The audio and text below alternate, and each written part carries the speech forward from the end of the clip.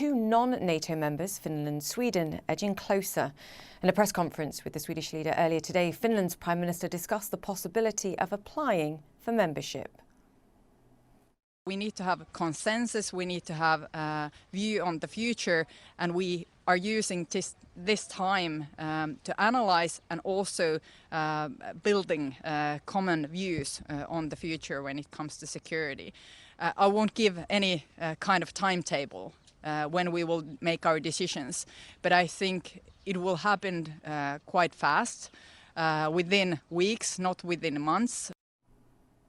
Nick Robertson joins us now. Nick, long-term partners, if not members of NATO, Finland and Sweden, perhaps deciding now that they no longer have the luxury of remaining on the fence where this body is concerned. How close do you think they are to that consensus that the Prime Minister was talking about there?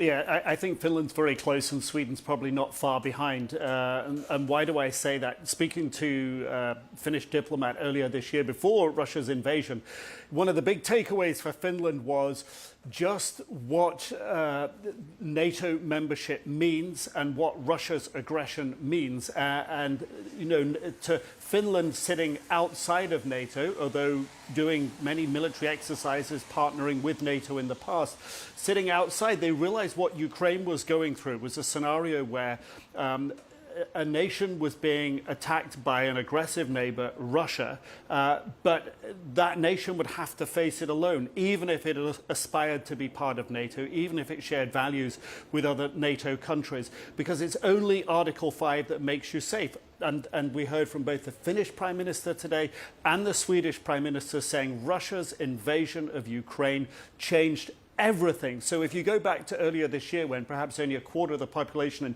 Finland would have supported membership of NATO, the sense is that that's really changed.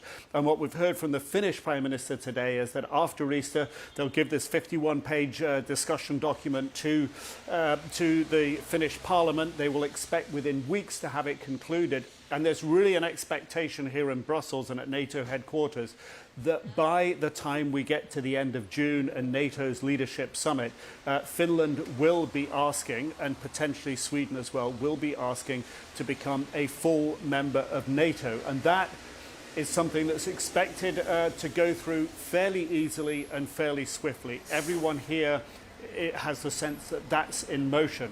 What does it mean for NATO? Significantly, it's going to double its land border with Russia when Finland joins. Finland has almost an 800-mile border with Russia.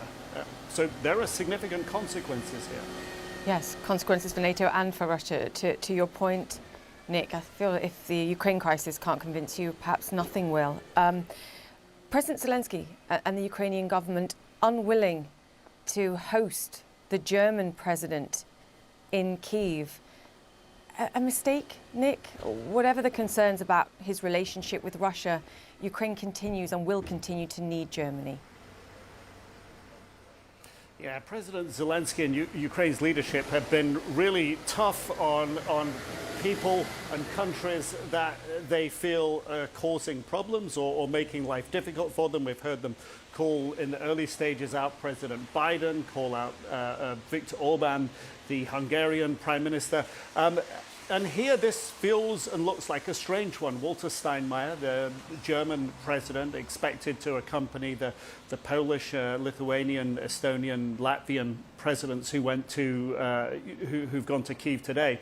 Steinmeier was the foreign minister in Germany, and there seems to be a perception in Kyiv that as foreign minister in Germany previously, he was the one that was sort of responsible for forging closer ties with Russia, Nord Stream 2 gas pipeline. But of course, Germany itself has done so much in recent days. It's the first country to take wounded Ukrainian civilians by plane and fly them to Germany for treatment. It's been treating wounded Ukrainian soldiers in Germany over past weeks. It was slow to offer military assistance, but it's made a massive and fundamental change in its approach to its own security, massively increasing its defense spending and shifting from a position of saying that it would only supply helmets to the Ukrainian forces. It's essentially signaled that the Czech Republic can provide M72 tanks to Ukraine, that were once that had once belonged to East Germany.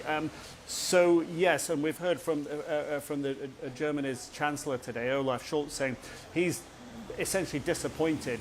It's irksome, this decision by Ukraine to essentially say no thank you to the President of Germany going on a visit. It's a huge shift in terms of sentiment across the EU, but as the Ukrainians keep arguing, it's still not enough. Nick Robertson, thank you for that.